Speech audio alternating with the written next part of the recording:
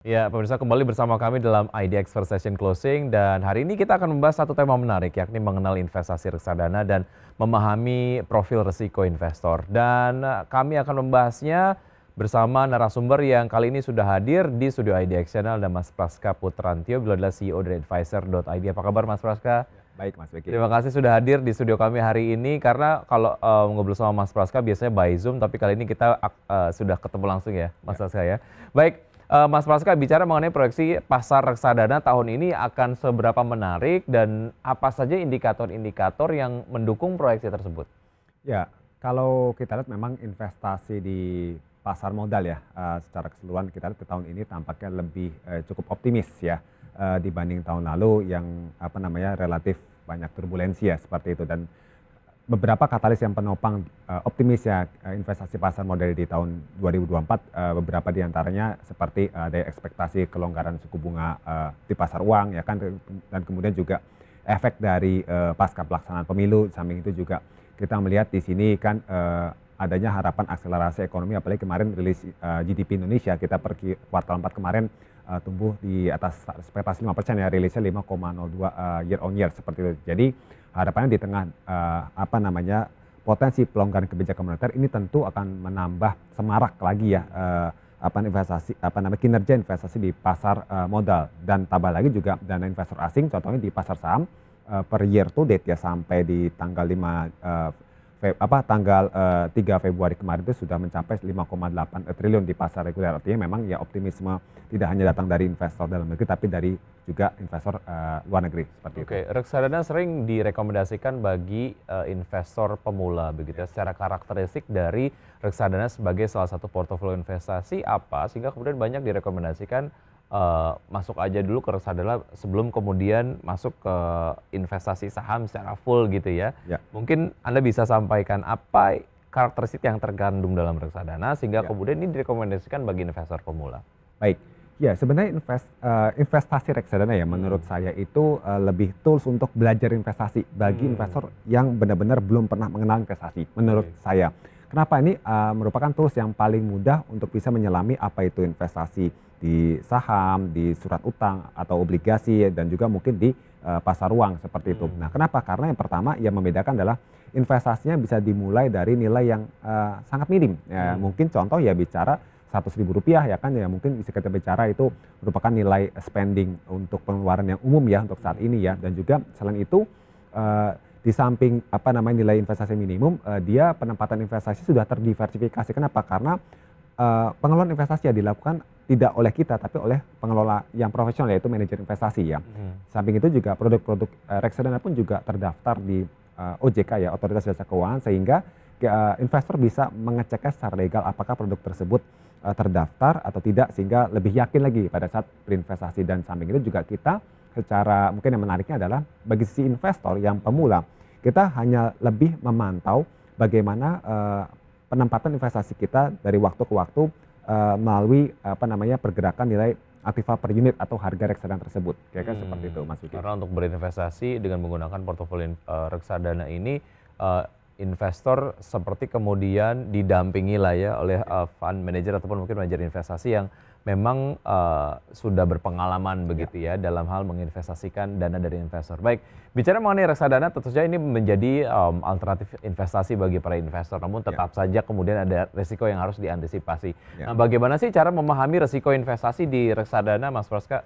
Ya, jadi kalau secara bicara risiko ya sebenarnya kalau saya rangkum ada 3 ya risiko. Jadi yang pertama itu risiko pasar ya. Risiko pasar itu artinya risiko yang terjadi karena naik turunnya harga pasar reksadana atau harga nilai aktiva per unit dari reksadana tersebut, sehingga nilai investasi kita bisa naik bisa turun seperti itu tergantung perubahan harian. Dan biasanya ini sangat sering terjadi pada reksadana jenisnya saham, karena reksadana itu kan kenapa saya bilang menarik, dipecah lagi tidak hanya pada nilai minimum tapi jenisnya bisa masing-masing ya, ada jenis saham, ada jenis pasar uang, ada jenis surat utang seperti itu.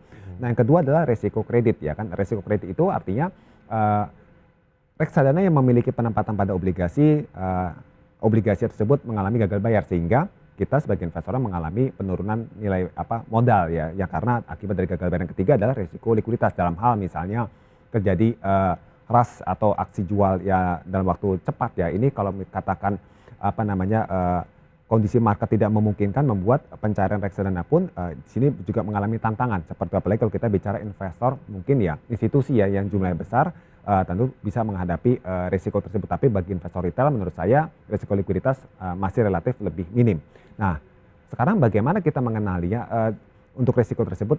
Yang pertama tentu saja kita harus mengenali dulu risiko berdasarkan underlying-nya. Jadi underlying itu apa? Underlying aset itu adalah aset investasi yang menjadi portofolio dari reksadana tersebut. Apakah dia taruhnya di saham, di obligasi, di surat utang, atau di deposito atau pasar uang ya kan? Karena tentu masing-masing underlying aset atau produk produk investasi menjadi dasar pengelolaan itu berbeda-beda karakter risikonya. Contohnya saham itu punya risiko volatilitas fluktuasi harga yang sangat tinggi sehingga exposure ke risiko pasar itu sangat besar. Kira-kira seperti itu dibanding dengan obligasi atau pasar uang yang relatif minim sekali. Yang kedua adalah kriterianya. Jadi kalau investor bisa lebih dalam lagi ya, investor baik institusi maupun retail ingin mengulik lebih dalam lagi, apa sih isi underlying dari reksadana tersebut ya, portofolionya mungkin bisa kelihatan di fund fact sheet-nya ya kan. Ini kira-kira saham-sahamnya itu kapitalisasi besar atau tidak ya kan, terus kemudian obligasinya ratingnya yang apakah investment grade atau tidak, atau katakan investment grade tapi yang levelnya berapa, kira-kira seperti. Dan terakhir ya kita bicara juga mungkin yang tidak kalah penting bagi investor yang ingin melakukan market timing ya, kita perlu juga melihat risiko perubahan makro ekonomi. Contohnya waktu suku bunga tinggi ya kan akan naik suku bunganya, mungkin reksadana pendapat tetap sedikit dikurangi ya kan, dan saham dan tetap dikurangi masuk mungkin ke pasar uang atau mungkin ke campuran misalnya. Nah begitu juga dengan era suku bunga akan turun, maka pasar modal akan bergairah kan, sehingga exposure pada reksadana jenis saham maupun pendapat tetap, apalagi kalau yang isinya adalah surat utang atau obligasi yang tenornya panjang, bisa menjadi pilihan. Kira-kira seperti itu. Baik, bicara mengenai berbagai macam isu, apakah itu datangnya dari domestik dan juga dari global begitu ya, sejauh mana ini kemudian juga dapat menjadi hal yang mempengaruhi risiko dari reksadana sendiri begitu. Apakah ini berlaku pada keseluruhan jenis-jenis reksadana yang tadi Anda sebutkan, atau isu-isu domestik dan juga isu-isu globalnya seperti kemudian Fed rate dan lain sebagainya ini mempengaruhi hanya produk-produk reksadana tertentu saja atau mempengaruhi secara keseluruhan? Ya, kalau kita melihat tadi yang 2 poin pertama ya, yaitu karakter risikonya berdasarkan underlying asetnya maupun juga kriteria manajer investasi dalam memilihkan underlying aset atau produk investasi ke dalam portofolio reksadana tersebut, ini bisa terjadi di semua jenis.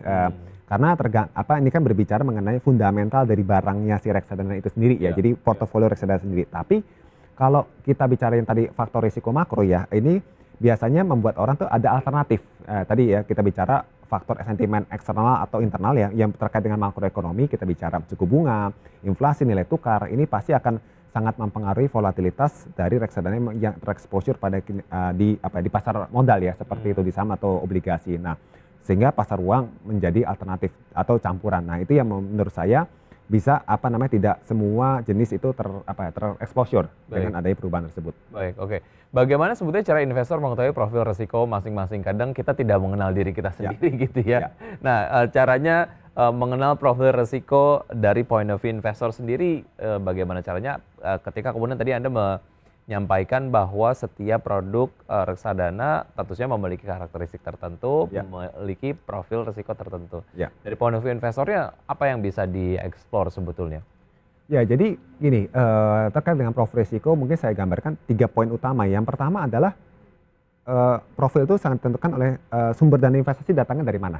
Gitu. Jadi kalau kita sumber uang investasi yang masih mungkin masih kecil juga dan sumbernya memang tidak yang dari uang tambahan atau uang dingin ya kita sebutnya ya, maka tentu saja kita nggak bisa bermain pada reksadana yang jenisnya lebih agresif. Jadi untuk mengetahui kita profilnya seperti apa, investor harus tahu dulu tipe-tipe profil risiko investor.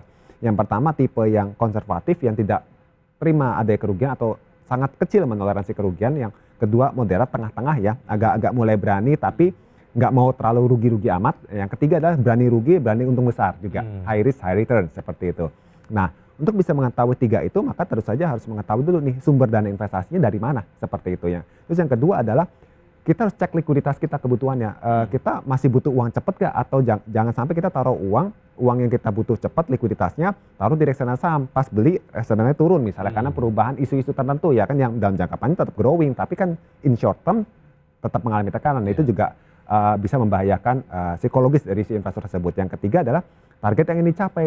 Lagi-lagi target yang dicapai adalah apakah target absolut nilai atau target persentase, karena targetnya juga harus menurut saya masuk akal. Contoh misalnya, saya mau targetnya adalah pertumbuhan double digit tapi maunya saya pasar uang, itu sangat tidak mungkin ya kan. Tapi mungkin itu lebih kepada saham, dan biasanya target yang besar itu tidak bisa dicapai dalam jangka yang sangat pendek. Tentu saja yang lebih bermain lebih fair ya, itu pasti dalam jangka panjang. Untuk target yang lebih besar itu biasanya akan lebih make sense.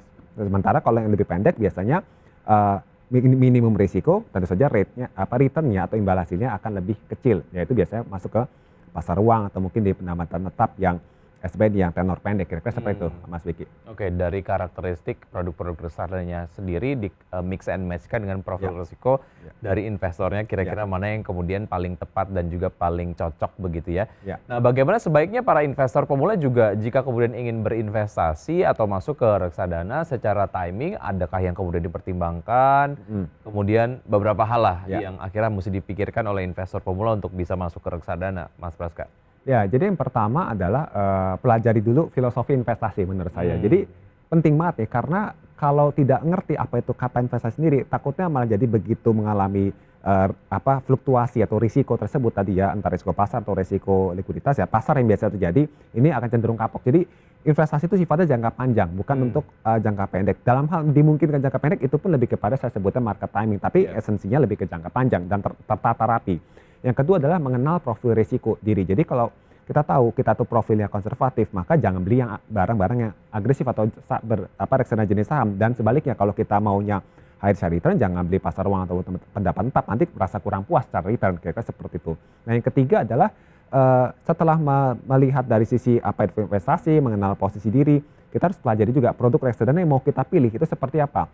Apakah dia tercatat di OJK ya kan, terus MI-nya bagaimana kredibilitasnya, track record-nya ya kan, terus kinerja dari produk existing-nya seperti apa, sehingga kita bisa tahu nih mana sih barang-barang yang bisa lebih kompetitif yang kita inginkan dan bisa membantu kita mencapai target yang ingin kita capai dalam jangka waktu tertentu, kira-kira seperti itu. Oke, kalau kita kemudian bandingkan dengan berbagai portofolio ataupun produk-produk investasi lainnya begitu ya, sebetulnya secara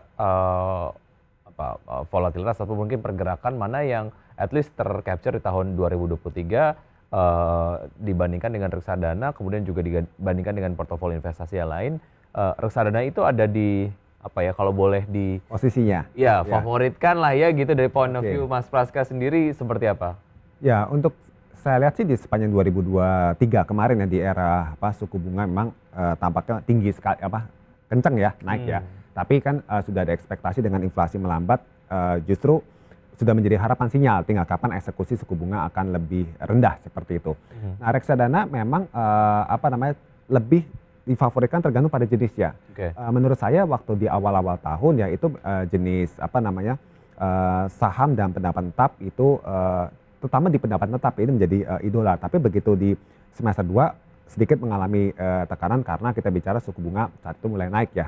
Tapi jelang berakhirnya di akhir 2023 ini keduanya berimbang karena dana asing mulai kembali masuk ya kan, terus The Fed ada sinyal-sinyal penurunan sehingga reksadana saham dan pendapatan tetap itu relatif menjadi pilihan seperti itu. Tapi tetap secara kinerja saya melihat secara agregat reksadana pendapatan tetap masih lebih leading karena memang performanya dia banyak di backup oleh arus dana asing dan government bond yang yieldnya dari sempat naik terus kemudian turun lagi alias harganya kembali naik lagi, kira-kira seperti itu. Ketika kemudian investor atau masyarakat mempercayakan dananya untuk berinvestasi di reksadana melalui manajer investasi begitu.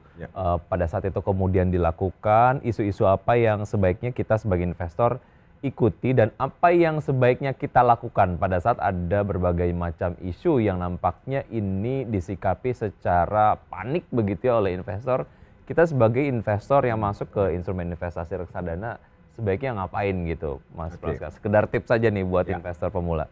Baik, jadi bagi investor reksadana ya memang dalam hal terdapat isu-isu tertentu, baik kita bicara secara isu ekonomi maupun isu katakan terkait dengan reksadana itu sendiri seperti apa, ya tentu saja kita yang pertama adalah perlu mengecek dulu dari sisi tujuan investasi kita.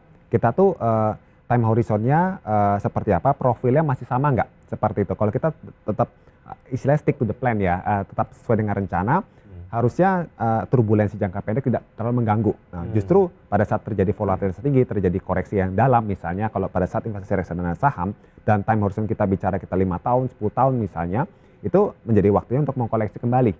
Nah, barulah masuk yang kedua adalah setelah semua sesuai tadi profil risk dan juga time horizonnya, masuk kepada produknya. Apakah produk reksadana tersebut masih kira dianggap layak gak, inline gak dengan kinerja yang ingin kita target yang ingin kita capai lewat torehan kinerja yang direalisasikan lewat produk reksadana tersebut, dan bagaimana juga dengan perkembangan katakan dana kelolaannya, track record dari MI-nya, kinerja produk-produk existing-nya, jadi sama-sama memang dalam jangka panjang itu tetap bertumbuh atau tidak, ya kan. Nah, itu yang menurut saya investor juga perlu memvalidasi sehingga pada saat mereka orientasinya lebih ke jangka panjang bisa lebih tenang, kira-kira seperti itu. Oke, ya, mudah-mudahan apa yang kemudian tadi sudah disampaikan oleh Mas Praska ini dapat menjadi sumber informasi yang berguna untuk masyarakat, mengingat mereka kemudian adalah investor pemula dan ingin masuk ke reksadana begitu ya. Mas Praska, terima kasih ya sudah ngobrol-ngobrol. Nanti kita ngobrol-ngobrol lagi dengan topik dan juga tema yang lebih menarik. Sukses untuk Anda, sehat selalu, sampai jumpa. Dan pemirsa, demikian perbincangan kami terkait investasi reksadana dan profil risiko investor bersama Mas Praska Putrantio, CEO dari Advisor.id.